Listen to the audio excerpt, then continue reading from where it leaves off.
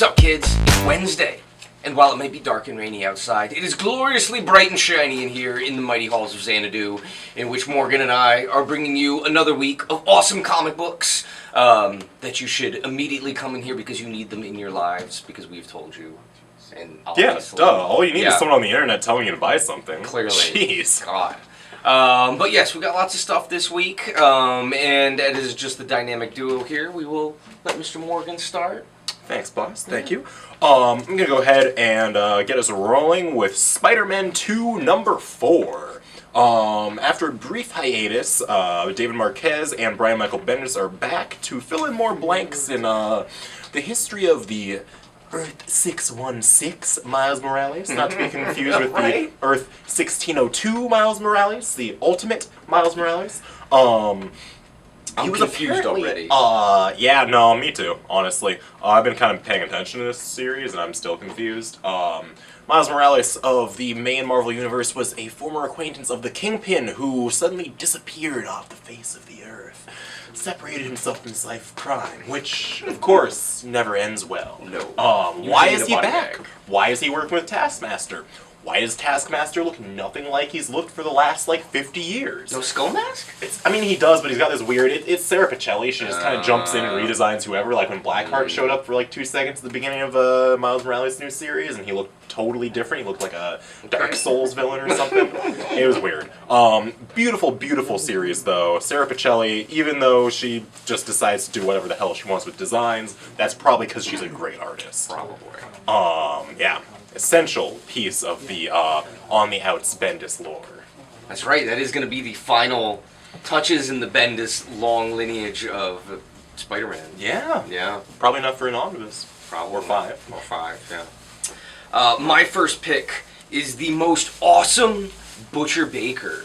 This came out 3 years ago now, maybe more? It's been a bit more than It's that. been a little while, and it is only now seeing a softcover release. This is from Image Comics, and Joe Casey and Mike Huddleston, Mike Huddleston is... I'm surprised he didn't win awards for this book because he did so many different styles and really captured the tone and feel of Joe Casey's script so well that I'm astounded. But Mike Huddleston is totally one of the unsung heroes of comic books these days. He really doesn't get enough credit.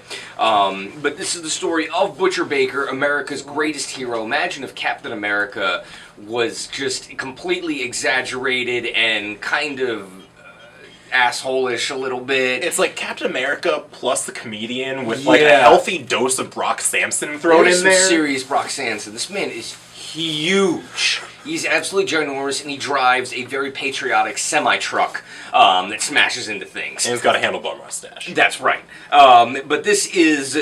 It's just so much fun. If you've read anything by Joe Casey or any of his kind of superheroic stuff, you know that it's really kind of crass and humorous, but also very heartfelt, because Joe Casey loves superheroes, for sure.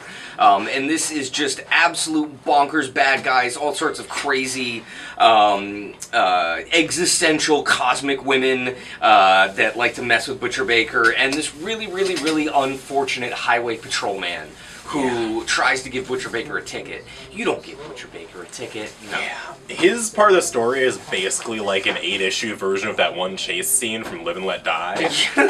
You know the one. Yeah, right? You know exactly the one. Yeah, it's really funny, but this is highly recommended for anybody who loves just very humorous, over-the-top comic books. 8 issues with a whole ton of extras, all for $18, not bad. And I've got another Marvel book for you here.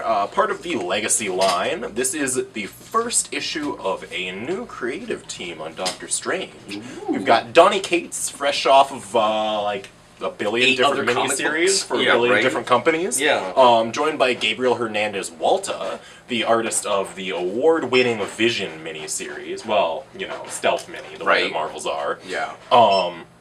This is part 1 of Loki, Sorcerer Supreme.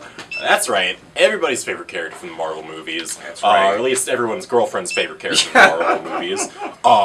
Is apparently wielding the Cloak of Levitation and drinking beer with the sorcerers, and he's got the Eye of Agamotto and everything, and I have no idea where Doctor Strange is. Wow. Much like that last issue of Moon Knight, the main character is nowhere to be found for this issue. So we've got certainly an interesting direction there. Interesting. My next book is from Valiant Comics. This is the return of NinjaK, not NinjaK, as I was led to believe for so very long. But NinjaK, as in there were a bunch of other ninjas before him, like BDEH, the very awesome War Machine Liefeld H.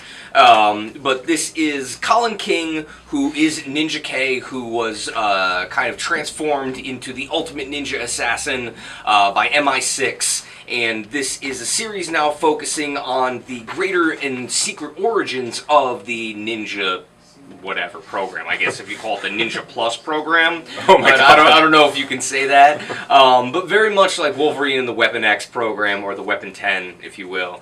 There's a lot of secrets and dirty history behind here. You've got Christos Gage and the most awesome Tomas Giorello, who did 3 very, very, very fantastic Exo Man of War issues, and just kills it on this book. It's very interesting to see him do something that's not like a fantasy base too, because he came off of Conan to do Exo, and now this is more kind of like an action, I guess espionage a little bit. Oh yeah, he's a spy, straight up. Certainly he just spy. He's dressed like a ninja. Exactly. And some really great like femme fatale stuff. I mean, this dude is just amazing. With great colors by Diego Rodriguez, new from Valiant, very, very excited.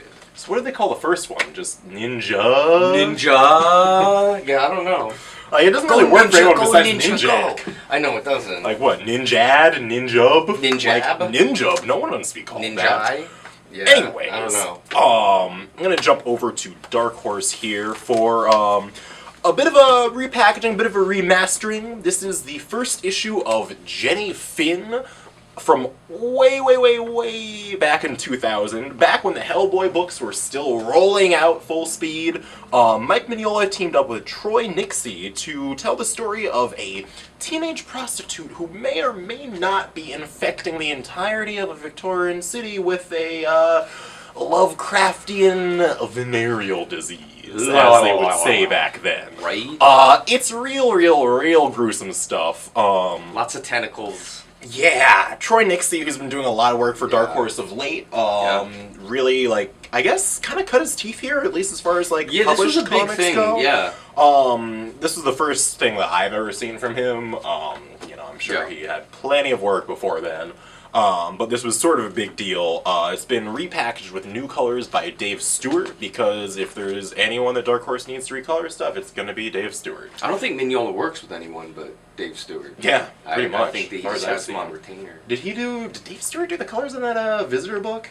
Probably. Yeah, probably. It was Bill Crabtree. Oh. Yeah, actually. Holy crap. Wow. Damn. Yeah. But yeah, this is really cool. Issue 1 of 4, as well as Troy Nixie's got a new series coming up in a month or two called Vinegar Teeth with local writer Damon Gentry, which looks to be a lot of really fun madness. Yeah, it looks very cool.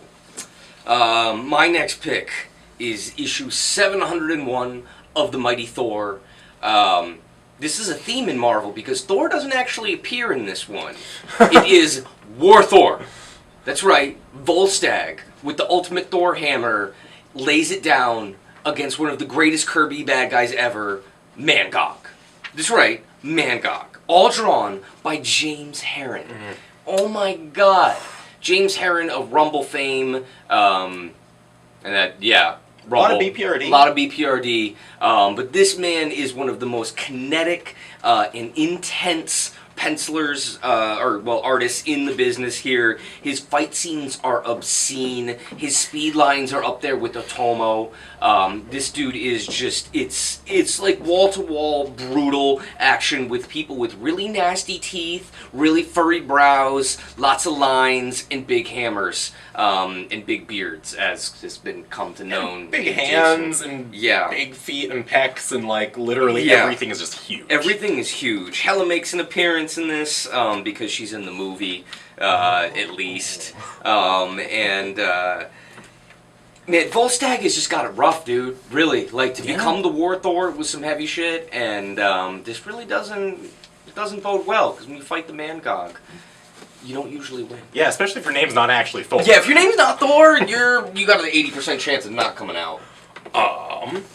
Alright, I got technically 2 books left for you, but I'm gonna do them all in one go, because you may have noticed we haven't talked about metal yet this week. Yep. And they are not stopping with that stuff. No.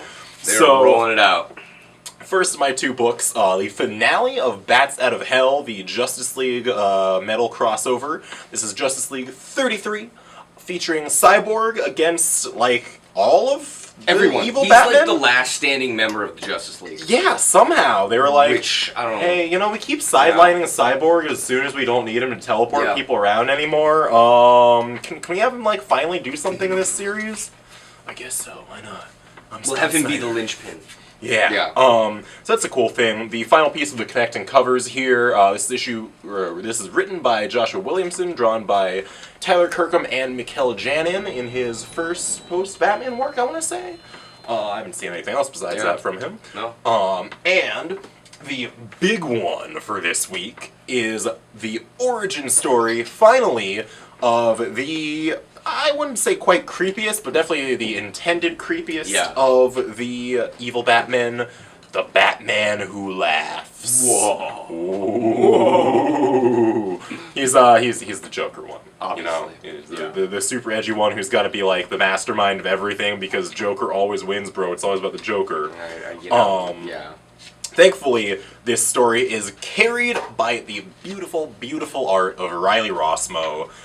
He recently did the Batman Shadow miniseries, which was way cooler than Batman Shadow ever should be, and whoa! That's really cool. Huh. Dude, he's kicking his chops up. He's really good. Yeah. And it's a good fit for the kind of creepy style that they're going for here. But yeah. Yeah, you know, I knew that Batman kind of ruined everything on every one of these worlds that the Dark Knights are coming from, but that's a little more straightforward than I was expecting. Yeah, that's definitely the big book of the week. Yeah, and he's got the whole like Walking Dead, Michonne, zombie. Yeah, right. You know, Rabid Robins. Jeez. But yeah, really, Riley Rossmo is a god amongst men when it comes to superhero artists, and we are blessed to have another installment of Batman by him. In my final pick is Sheena, Queen of the Jungle #3. This is 80% Studios' final issue that myself and Dibby Maharis did, with much thanks to Moritat for helping us out and getting us the job. In this issue, Sheena and Chano, who have been caught in the jungle, escape to a dreaded Forgotten Temple in which they encounter more nasty bad guys, strange body stealers, and other various, cave-like things that are out to suck your blood. But written by Marguerite Bennett and Christina Trio, with this great cover by Moritat. This is the first, I think, half of the first arc. So thanks again for everybody who read. This is some really disturbing stuff. Yeah, I think Morgan is pretty disturbed here. Mm-hmm. So yeah, that's about it, guys. We will see you all next week, I suppose. Maybe Morgan will have recovered by then. Maybe it's cool. not. I'll just have to listen to Down with the Sickness like 5 times, and I'll get it out of my head. Down with the Sickness. Okay, we're gonna leave you with that. See you guys.